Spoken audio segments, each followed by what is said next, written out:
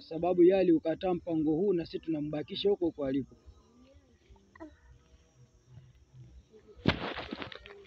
Bismillah, tunaanza kusoma somo hili kwa kujua serial number na waja wote aliyoziandaa mwenye enzi nyingi na kuziweka kwenye arshi.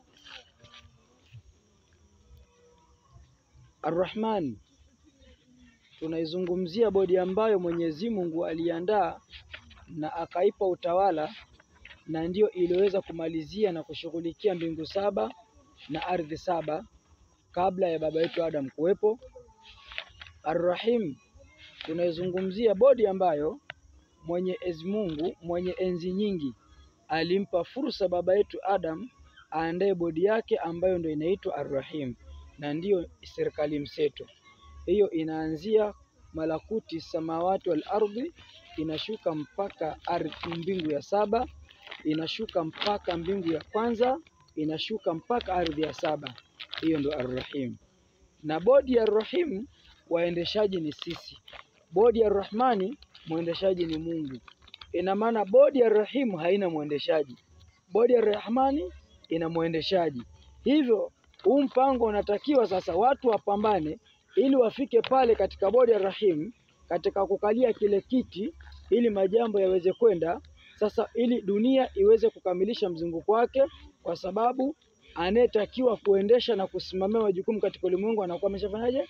Ameshapatikana kuja kusimamia nidhamu ya bodi ya Ar-Rahim. Na ndio maana unaona dunia inayumba, majambo yendi, kwa sababu muendeshaji wa zile nidhamu hayupo.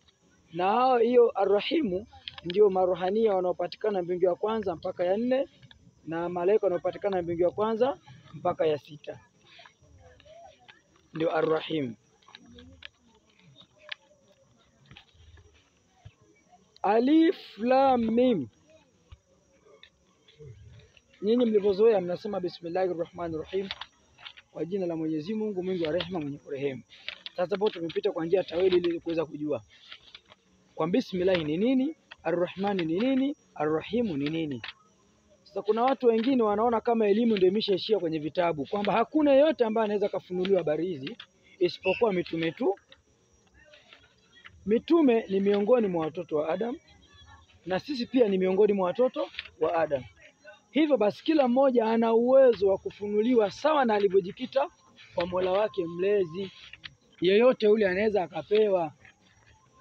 Kwani leo tunawasifu baadhi ya masheikh wamefanya makubwa katika ulimwengu, ni mitume wale? Sio mitume, ni watu tu wa kawaida. Kwa hivyo basi mtume atapewa kwa nafasi yake, na huyu mtu mwingine